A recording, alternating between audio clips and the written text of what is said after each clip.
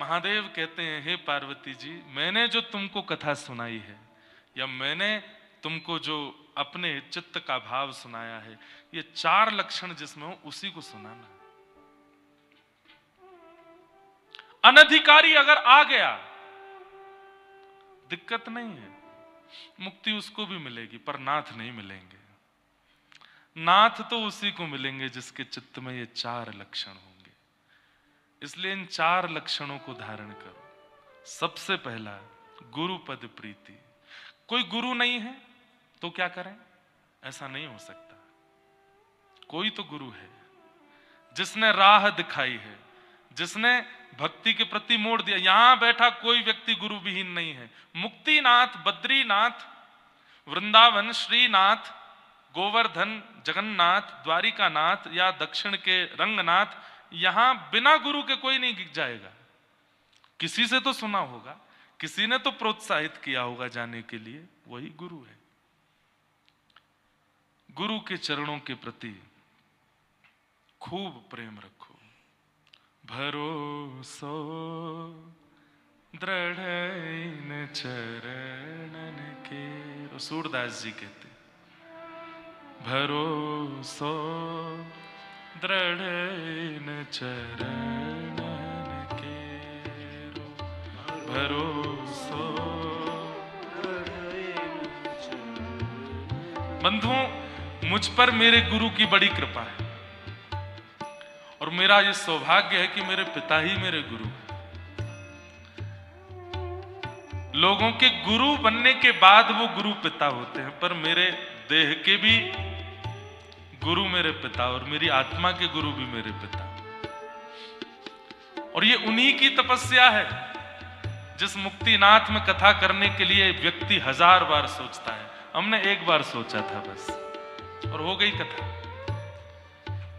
यहां आना सामान्य नहीं है, यहां व्यवस्थाएं करना सरल नहीं है, यहां मंच बनाना, माइक लेकर के आना, लाइव करना, यहां कुछ भी सरल नहीं है। यहां इतनी व्यवस्था भोजन की करना सरल नहीं है।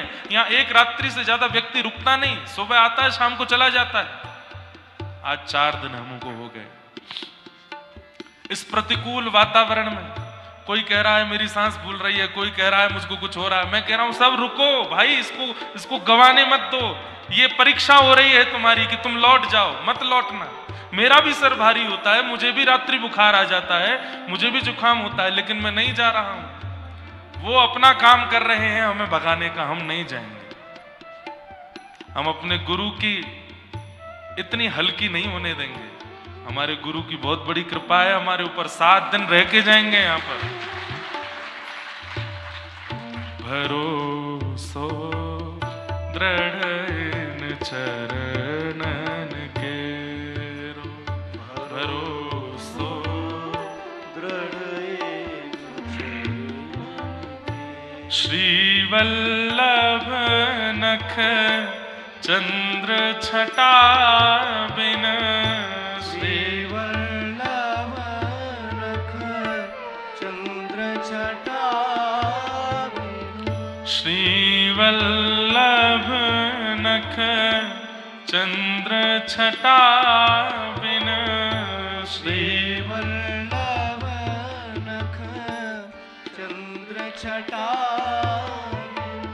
सब जग माही अंधेरो हो, सब जग माही अंधेरो, भरोसो दृढ़ इन चरणन केरो, भरोसो दृढ़ इन चरणन के।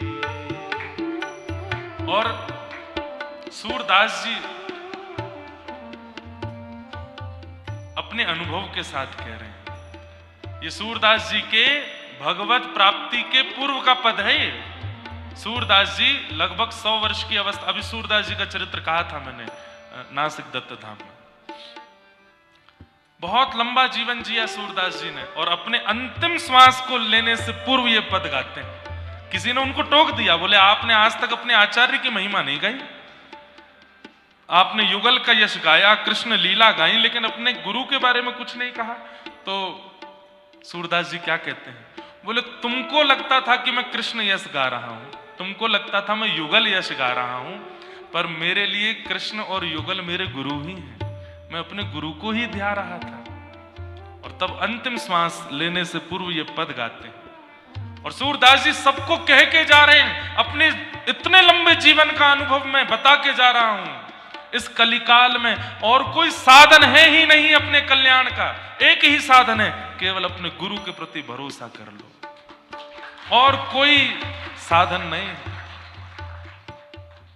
हे साधन और नाही आकली में, साधन और नाही आकली में, साधन और नाही आकली में, साधन और नाही आकली में, जासो होत निवेरो, हो जासो होत निवेरो,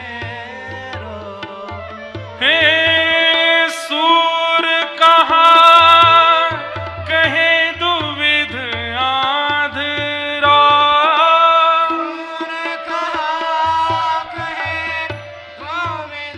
दो नेत्रों से अंधा हूं मैं, मुझे दिखता नहीं है संसार में। सूर कहा कहे दुविध आंधरो, अरे बिना नेत्रों के इतने लंबे जीवन में मैंने ये सब प्राप्त कर लिया, कृष्ण की वह लीलाएं देख ली। मेरी सामर्थ्य नहीं थी, ये मेरी गुरु की कृपा है। सूर कहा कहे दुविध आंधरो,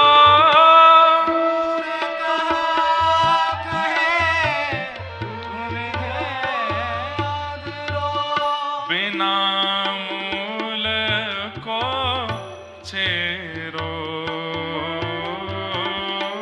बिना मूल को छेरो, हे भरोसा दृढ़ इन चरणन केरो, भरोसा दृढ़ इन चरणन केरो, हाँ भरोसा दृढ़ इन चरणन केरो,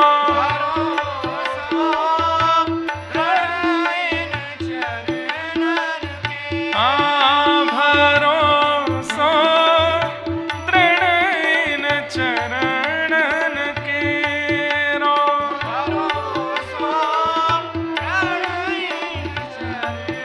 हे पाया पाया पाया मैंने सद्गुरु प्यारा पाया, पाया पाया मैंने सद्गुरु प्यारा पाया, हे पाया पाया पाया मैंने सद्गुरु प्यारा पाया, पाया पाया पाया मैंने सद्गुरु प्यारा पाया। अब और न मुझको चाहिए, अब और न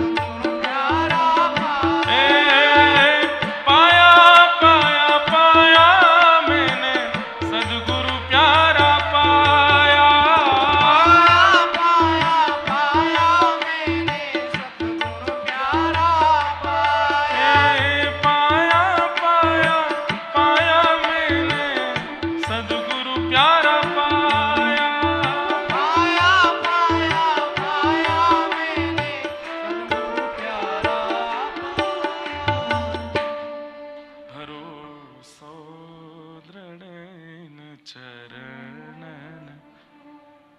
तो गुरुपद प्रीति नीत रत जे, द्विज सेवक अधिकारी ते, ताकह यह विशेष सुखदाई, जाहि प्राण प्रिय श्री रघुराय। ये चार लक्षण नाथ के अधिकारियों के हैं, मुक्ति के नहीं। मुक्ति का अधिकारी तो यहां आके बैठ जाए, मुक्ति मिल जाएगी। भागवत जी कहती हैं, मैं मुक्ति दान की गर्जना करती हूं, मेरी सन्निधि में आओ। पर हमें नाथ चाहिए। मुक्ति और नाथ में अंतर क्या है? मृत्यु के बाद नाथ का दर्शन, मृत्यु के बाद नाथ का दर्शन वह मुक्ति है, और जीते जी नाथ का दर्शन वह भक्ति है। हमें जीवित अवस्था में करना है, जब तक श्वास चल रही है इसी बीच में ही नाथ आ जाने चाहिए, इसी बीच में ही ठाकुर का दर्शन होना है, मुक्तिनाथ। तो अधिकारी कौन? जो ये चार लक्षणों से युक्त है। और उसमें चौथा लक्षण विशेष महादेव कहते हैं, जिसको प्राण प्रिय है परमात्मा, उसको कथा सुनानी चाहिए। क्यों? कथा सुना करके वक्ता कल्याण करेगा अपनी वाणी का, अपनी वाणी को न्याय दे पाएगा। अगर प्राण ठाकुर को प्राण प्रिय मानने वाला सामने बैठा होगा तो, क्योंकि उसका उद्धार होगा उससे।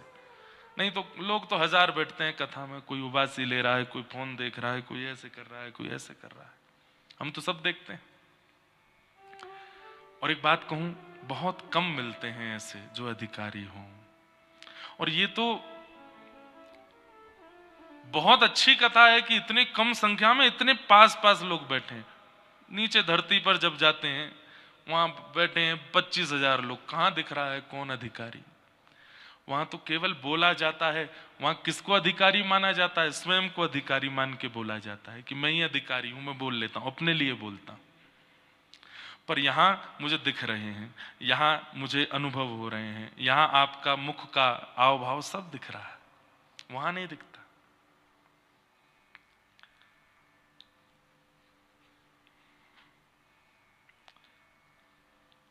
तो अधिकारी को सुनाओ कथा, अधिकारी बनो कथा सुनने के लिए। ये चार लक्षण चित्त में लाओ।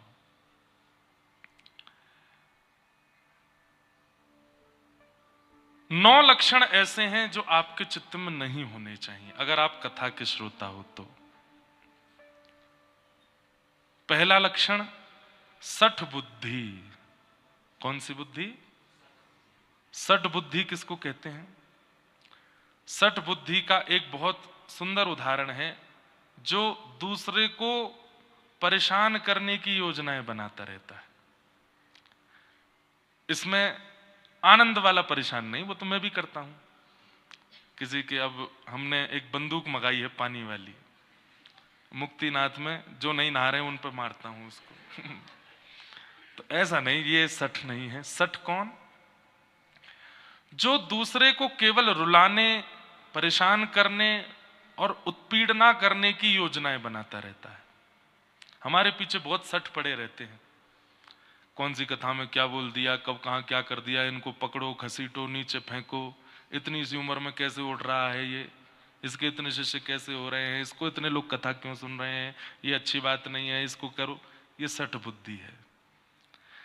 ये 9 लक्षणों में पहला लक्षण है, अधिकारी यदि बनना चाहते हो तो ये लक्षण नहीं होना चाहिए। सठ लक्षण नहीं। किसी की भी श्रेष्ठता से आप प्रसन्न रहिए, कोई भी आगे बढ़े उससे खुश रहिए, परेशान मत होइए। सठ बुद्धि यदि आपकी है तो आप कथा के अधिकारी, नाथ के अधिकारी नहीं बन पाओगे। मैं फिर कह रहा हूं, मुक्ति के बन जाओगे, नाथ के नहीं। मुक्ति का अधिकार तो रावण को भी मिला था ना, मुक्ति तो कंस को भी मिली है, मुक्ति पूतना, अघासुर, बकासुर, धेनुकासुर, ताड़का, इन सबको भी मिली है। और मुझे ऐसा लगता है मुक्ति जब मिलती है तो वैकुंठ में भी विभाजन होगा। जो दुष्ट प्रवृत्ति के लोग हैं, जो भगवान के हाथों मारे गए हैं, उनको भी तो मुक्ति मिलती है, उनका एक सेक्शन अलग होगा। जैसे स्कूल में ABC सेक्शन होते थे ना, ए सेक्शन में कौन है जो बोले भक्त परायण मुक्ति प्राप्त किए हैं, बी सेक्शन में कौन है बोले गलती से बस भगवत भजन कर लिया, मन में इच्छा तो माता पिता की थी मुक्तिनाथ जाने की, जबरदस्ती बालक भी चला गया तो चलो इसको भी मुक्ति मिल गई, लगे हाथ, दूसरे की कृपा से हमको मुक्ति मिली, वो बी सेक्शन में होते हैं।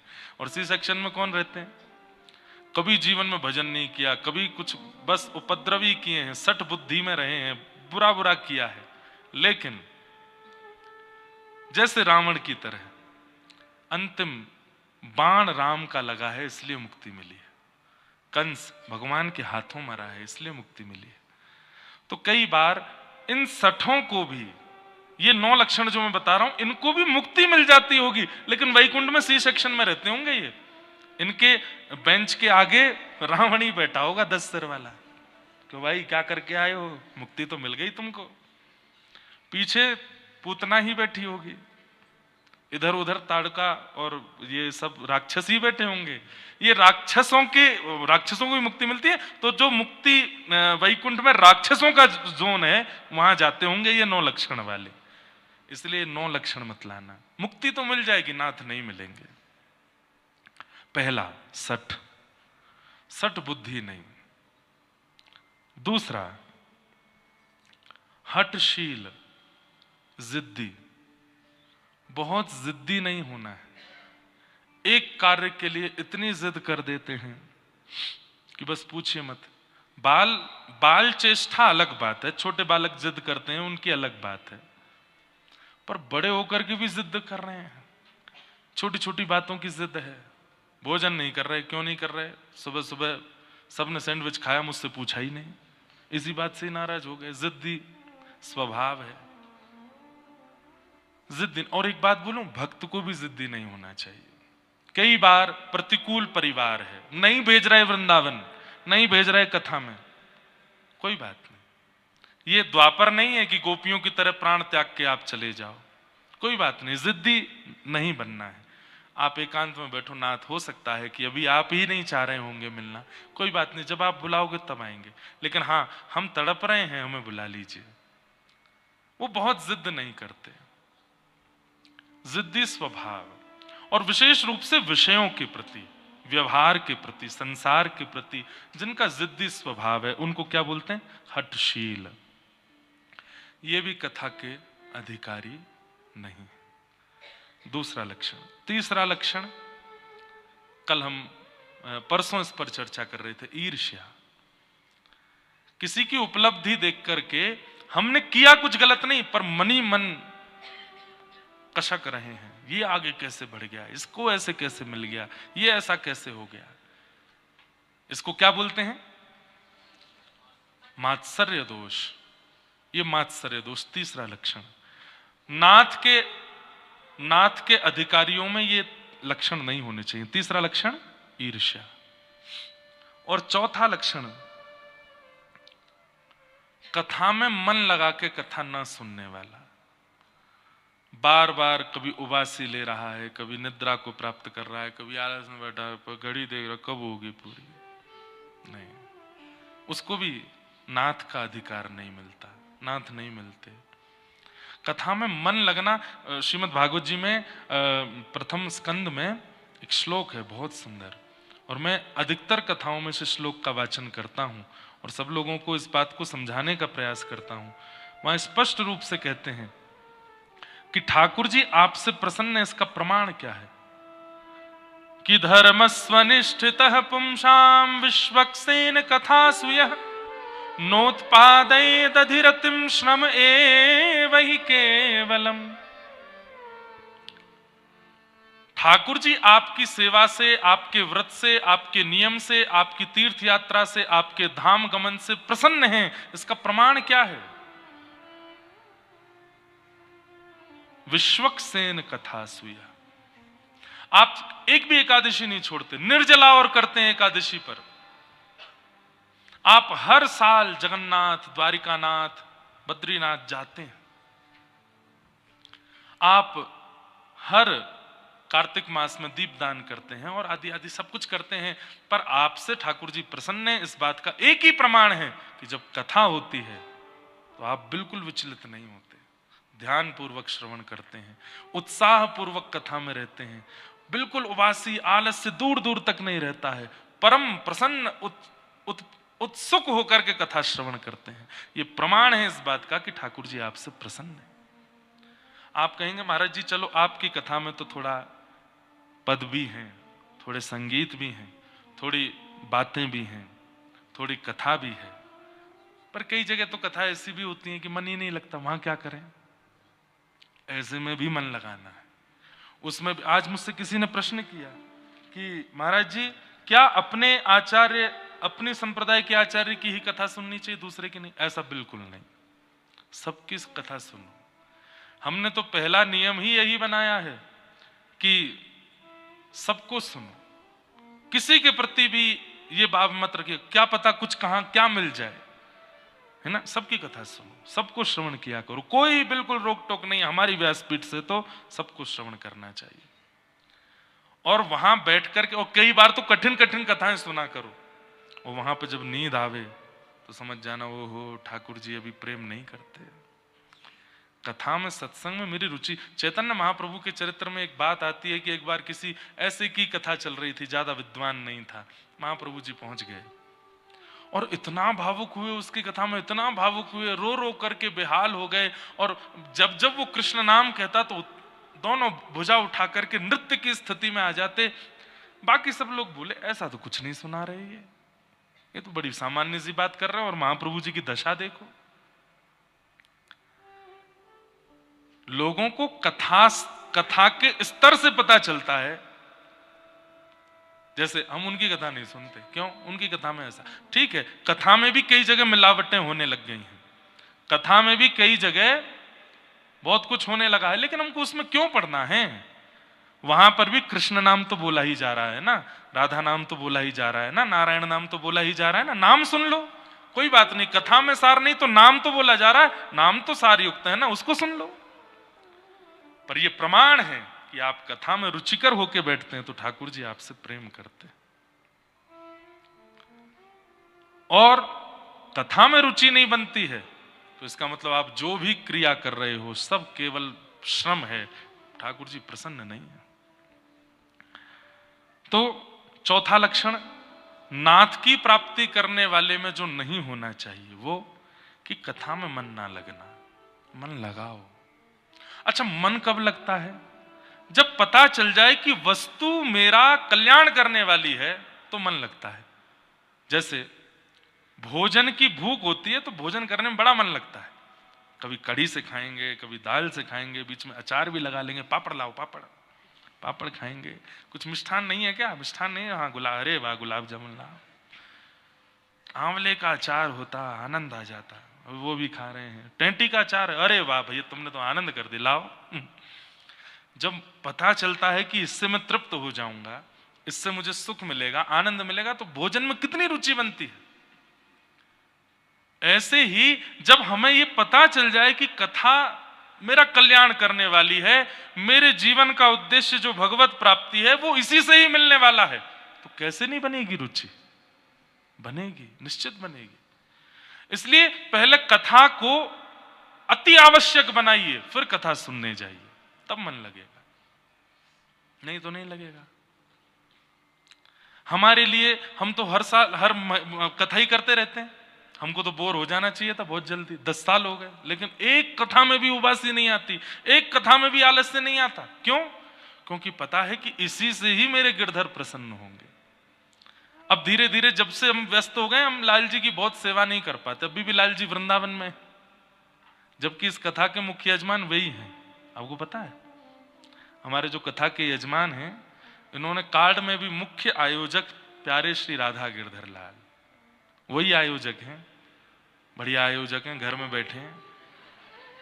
लेकिन एक बात बोलूं, हमको ऐसा लगता है कि जो नहीं आए, इतनी दुर्गमता का अनुभव नहीं करना पड़ा, इतनी मार्ग की और फ्लाइट के खर्चे ऐसे वैसे, उसका वो बेचारे बैठे हैं, बढ़िया हैं। नहीं, 43 डिग्री सेल्सियस है वहां पे, और यहाँ पे अभी भी शायद 8 या 9 होगा।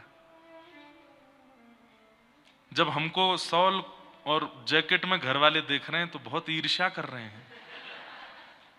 बोले यहाँ एसी फेल हो रहा है भैया, तुम कहाँ गए हो? परसों मैं फोन पे बात कर रहा था घर पर रात्रि, तो मैंने बताया, मैंने कि यहाँ हाईएस्ट टेम्परेचर पहुंचा है। बोले अच्छा कितना? मैंने 11। बोले ऐसा फोन काट दो। बोले यहाँ टेम्परेचर देख ही नहीं रहा है, 43 पहुंच गया है। और उसमें भी उत्तर प्रदेश में एक नियम है कि जब 40 से ऊपर टेम्परेचर जाता है तो लाइट कटती है, घरों की लाइट और चली जाती है। अब केवल उत्तर प्रदेश में होता है कि और भी कहीं पता नहीं, पर ये होता है। सर्दियों में लाइट नहीं जाती हमारे भारत में, गर्मियों में लाइट जाती है। अभी तो फिर भी जब से हमारे साधु जी आए हैं सत्ता में, तब से लाइट वाइट नहीं जाती इतनी। उससे पहले तो छतों पर सोते थे हम लोग वृंदावन में, जब सेवा कुंज के पास घर था, छोटे छोटे थे हम लोग, तो रात्रि में सेवा कुंज दिखता था हमारी छत से। जहां रात्रि जाना अलाउ नहीं है वहीं हम लोग सोते थे। रात भर सब बच्चे ऐसे, वो जो घर की दीवार होती वहां पे ऐसे बैठ जाते थे। वो सुन घुंघरू की आवाज आई क्या, ऐसे हम लोग सब अनुभव करते थे। सेवा कुंज में बहुत आनंद होता था। हमारे आचार्य जी इनकी तो गोद में खेले हैं, हमारे चक्रपाणी जी महाराज, हमारे राम साय त्रिपाठी जी, ये सब इनकी गोद में खेले हम, और इन्हीं सबके आशीर्वाद से आज कथा कर रहे हैं। सेवा कुंज वाले घर में तब रहते थे, आप भी वहीं विराजते थे। हमारे पूज्य गुरुदेव दादा गुरु श्री रामानुज प्रपन्नाचार्य गुरु जी, आप दोनों महापुरुषों पर उनकी बड़ी कृपा। हमारे पिताजी पर तो विशेष कृपा हुई ही उनके, लेकिन गुरुजी का हाथ कांपता था। मैं तो 6 महीने का ही था जब गुरुजी चले गए, तो गुरुजी का हाथ कांपता था। वो ग्रंथ लिखना होता था, तो हमारे राम साय त्रिपाठी जी, आप गुरुजी के ग्रंथ लिखते थे और गुरुजी बोलते थे। हमारे चक्रपाणी जी महाराज, आप नेपाल में ही निवास करते हैं। अभी माता पिता सेवा के कारण आपका नियम छूट गया, नहीं तो कितने वर्ष आप 6 महीना बद्रिकाश्रम रहते थे और 6 महीना घर रहते थे और अपने पांडित्य क्रम में रहते थे। अभी 2-3 साल से शायद नहीं जा पा रहे हैं। पिछले साल गए थे, 6 महीना बद्रीनाथ ही रहते हैं। और नहीं बताना चाहिए मुझे, लेकिन इनको अनुभव हुआ है ठाकुर जी का। 6 महीना बद्रिकाश्रम रहे। 24 घंटे इनको दे दीजिए, बस ऐसा कहते हैं, उनको 24 घंटे दे दीजिए, मतलब हर दिन 1 घंटा 2 घंटा ऐसे करके 24 दे दो, धारा प्रवाह संस्कृत बोलना सिखा देंगे आपको। ऐसे अद्भुत हमारे आचार्य जी। और राम साय त्रिपाठी जी तो डॉक्टरेट हैं, आप पीएचडी कर चुके हैं। कौन सा विषय था आपका? संस्कृत व्याकरण पर पीएचडी है। सोचो ऐसे आचार्य बैठे होंगे ऊपर, तो फिर चेला क्या करेगा?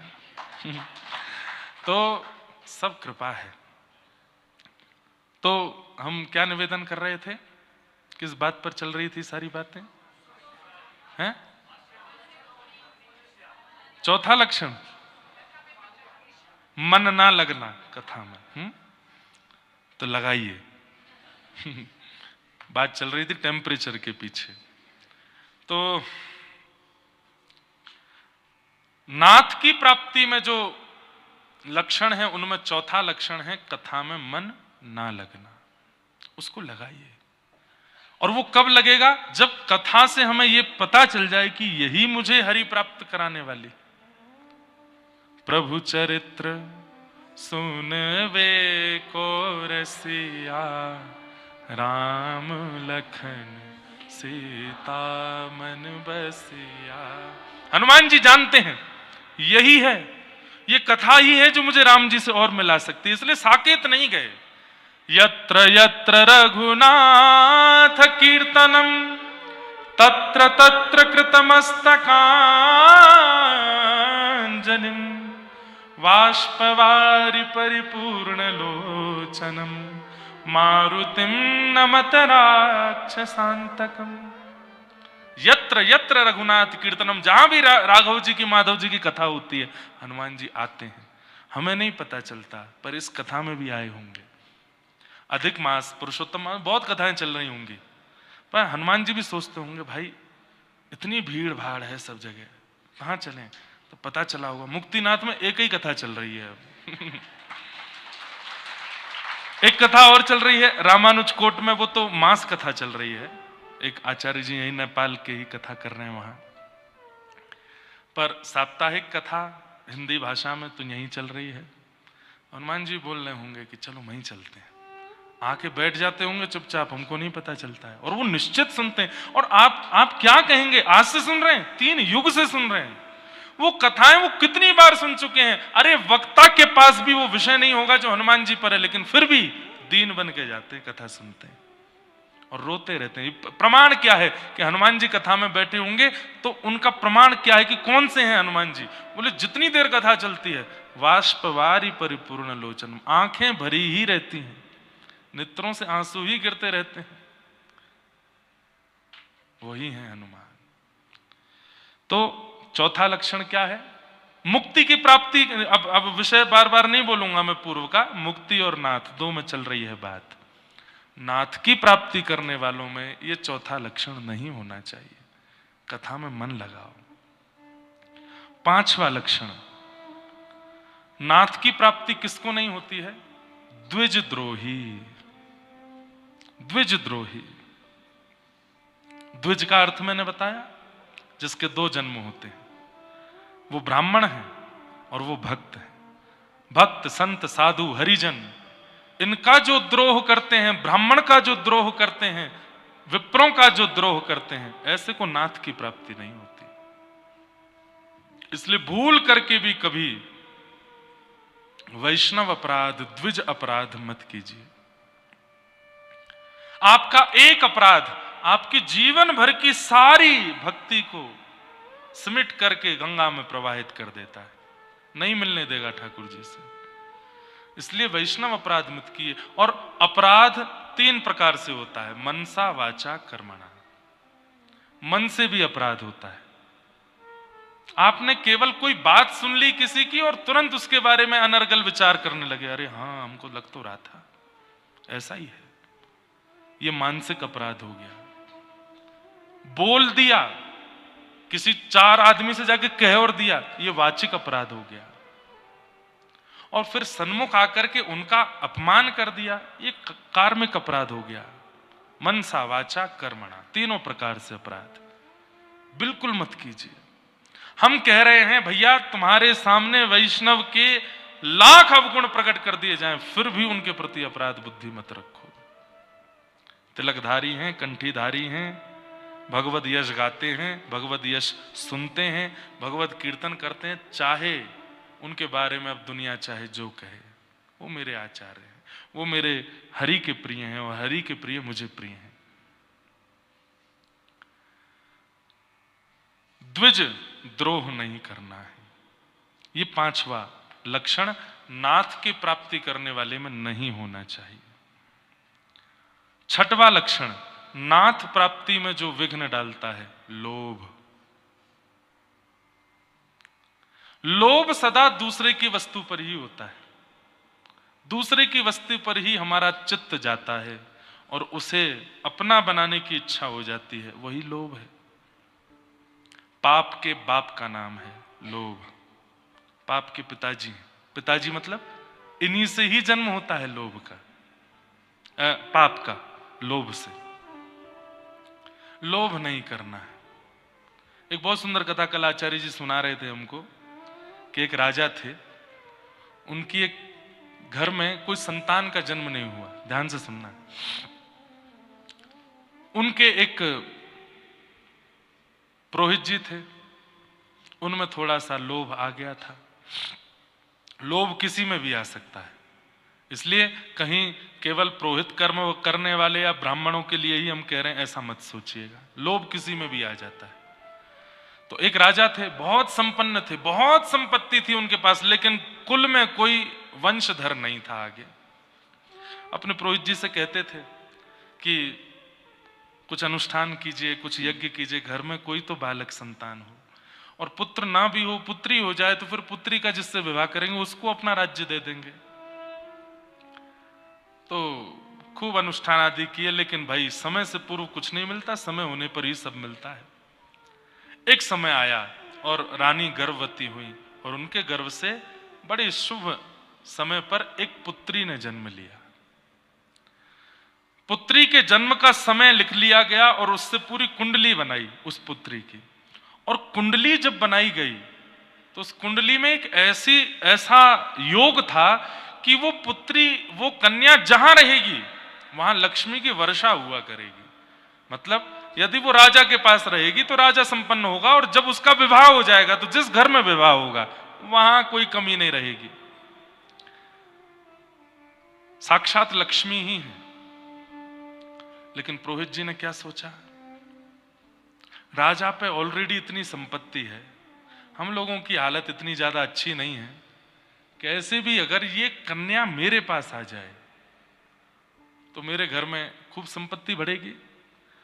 तो उन्होंने कुंडली का फलादेश उल्टा बताया राजा को। क्या कहा? बोले राजन, हम आपसे एक बात हाथ जोड़ के प्रार्थना करके कहना चाहते हैं, शुभ चिंतक हैं आपके। बोले बताइए। बोले कि ये जो कन्या है ना, जन्म तो हो गया लेकिन अच्छे मुहूर्त में नहीं हुई है, तो है तो पुत्री, अब ये मुहूर्त अच्छा हो बुरा उससे हमें क्या। बोले नहीं, ये जहां रहेगी वहां लक्ष्मी का हनन हो जाएगा, वहां से लक्ष्मी, संपत्ति, संपदा सब चली जाएगी। राजन, बालक दोबारा हो जाएगा लेकिन संपत्ति चली गई तो, राज्य चला गया तो, महल चला गया तो, सब कुछ चला गया तो फिर क्या करोगे? फिर संतान होकर के भी सुख नहीं मिलेगा। राजा बोले ऐसा मत कहिए, बहुत वर्षों बाद तो घर में आनंद हुआ है। आप बोले कि यही एक उपाय है, इसका त्याग करो। बोले क्या करूं फिर? बोले काम करो, जन्म से लेकर के और कन्या के विवाह तक तुम जितना खर्च करना चाहते हो इसके ऊपर, उतना एक पेटी में भर करके और इस कन्या को उस पेटी में लिटा करके नदी में प्रवाहित कर दो।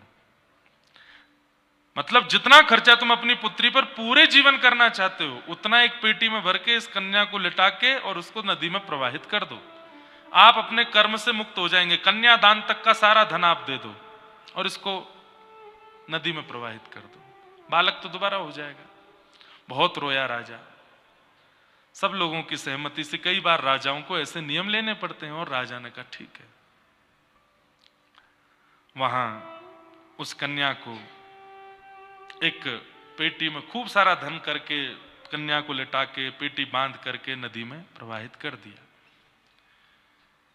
थोड़ी दूर ही, अच्छा यहां पुरोहित जी ने क्या किया, उनका कुछ किलोमीटर दूर गांव था, अपने बच्चों को कहा एक पेटी बहती हुई आएगी, उसको निकाल लेना, संपत्ति की संपत्ति मिलेगी, कन्या भी घर आ जाएगी और इसके आने से तो लक्ष्मी बढ़ेगी बढ़ेगी। लोभ था चित्त में। लेकिन राजा के राजवंश से लेकर के पुरोहित जी के गांव के बीच में एक घटना घटती है। क्या? एक दूसरे नगर का एक राजकुमार था। वो राजकुमार वन में शिकार खेलने के लिए आया था। तभी एक मन चला भालू उसके आगे आ गया और राजकुमार बड़ा बलवान था, उसने उस भालू को जैसे तैसे करके बांध दिया। वो भालू नरभक्षी हो चुका था, बहुत राज्य के लोगों को मार चुका था, उसको सब ढूंढ ही रहे थे। आज राजकुमार ने उसको ढूंढ लिया। राजकुमार ने उस भालू को बांध लिया। अब बांध करके वो सोच ही रहा था क्या करूं क्या करूं। इतने में वो बड़ी पेटी बहती हुई आ रही थी। उस राजकुमार ने पेटी को किनारे किया, बड़ी भारी, खोल के देखा तो असंख्य सोने चांदी हीरे जवाहरात भरे हैं और ऊपर एक छोटी सी लाली लेटी है। उस राजकुमार की कोई बहन नहीं थी। उसने कहा आज विधाता ने मुझे बहन दी है, और देखो बहन आई भी तो कैसे आई, कितनी संपत्ति लेकर के आई है साथ में, अपने जीवन का पूरा निर्वहन, ये तो उसकी कुंडली में ही था, वो जहां जाएगी धन धान्य से भर देगी। राजकुमार ने उसको निकाला, सारा धन संपत्ति जो थी, बोले ये इसी का है, इसी के लिए रहेगा, इससे महल बनवाऊंगा अपनी बहन का, अपने सब सैनिकों का सब धन धान्य ले जाओ। सुनो पेटी खाली करके दे दो। पेटी खाली करके बोले इसमें क्या करूं? बोले इसमें भालू को डालो। बोले ये भालू बहुत उपद्रवी है। हाथ पैर बांध करके भालू के और उसको पेटी में बंद कर दिया। वो कहा बहा दो। आगे पुरोहित जी के बालक खड़े थे, पेटी आ रही होगी बहती हुई, और पुरोहित जी ने कह दिया था खोलना नहीं, चुपचाप, बहुत भारी होगी, 10-5 अपने मित्र भी ले जाना, उठा करके पेटी को मेरे कक्ष में किनारे में धर देना, मैं जब तक नहीं आऊं खोलना नहीं। बालक बोले पिताजी की आज्ञा है। इतनी में पेटी बहती हुई आई विशाल, लगे सब एक साथ नदी में से उसको निकाला, बड़ी भारी, 10, 15, 20 लोग लगे उसको उठाने में, उठा करके ले गए। बोले पिताजी ने कहा था हमारे कमरे में चुपचाप धर देना, खोलना नहीं। यहां पुरोहित जी सब कार्य करा करके शाम को लौट के आए। पिता कहाँ है? पिता आपके कमरे में रखी है, बहुत भारी है। पिताजी बोले हाँ भारी तो है, चलो भोजन पानी करके सब सो जाओ। सब सो गए। पुरोहित जी कमरे में गए, जैसे ही पेटी खोली, नरभक्षी भालू निकल करके आया, आंखें नोच ली, विदीर्ण कर दिया, नष्ट कर दिया, पूरे परिवार को खत्म कर दिया उसने। पाप के बाप का नाम क्या है? लोभ। और ये लोभ नहीं आना चाहिए। नाथ की प्राप्ति करने वाले में लोभ नहीं होना चाहिए। कितने लक्षण हो गए? 6 लक्षण। 7वां लक्षण क्या है? क्रोध।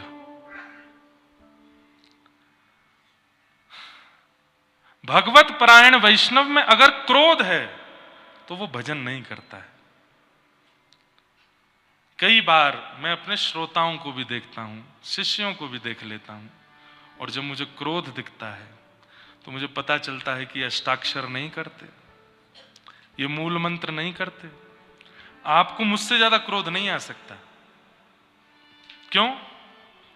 क्योंकि भाई जब कोई व्यक्ति, उसका काम ही है यहां से वहां, यहां से वहां, यहां से वहां जाना, इतने सारे लोगों को संग रखना, साथ में संगीतज्ञ भी हैं, ब्राह्मण जन भी हैं, भक्ति पथ का कार्य देखने वाले कई बालक भी हैं, ये हैं वो, सबको कौन देखता है? अकेला मैं।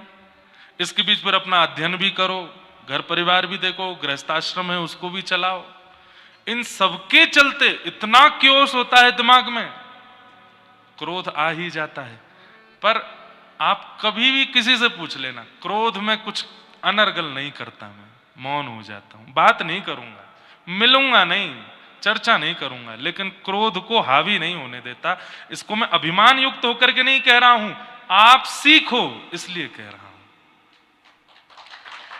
आप में से लोग 40 वर्ष, 50 वर्ष, 60 वर्ष के बैठे हैं, मैं 28 वर्ष का आपको बोल रहा हूं। क्रोध ये प्रमाण है इस बात का कि आप भगवत मिलन के प्रति सीरियस नहीं हो, इसलिए क्रोध को आने देते हो, क्रोध को हावी होने देते हो। हमारा स्वभाव ऐसा है, क्रोध की स्थिति बनी तो मानव स्वरूप है क्रोध से। इसको रहने दो भाई, हाँ इसमें लग जाएगा, लगा दो। क्या बता रहा था मैं? हाँ क्रोध, तो क्रोध से बच नहीं सकते, आता है, वो तो स्वभाव है, हम मानवों का क्रोध आएगा। पर क्रोध की भी श्रेणी होती है, कैसे आता है, कितना आता है, क्यों आता है। कितना भी क्रोध आवे, मौन हो जाओ, उसको हावी मत होने दो।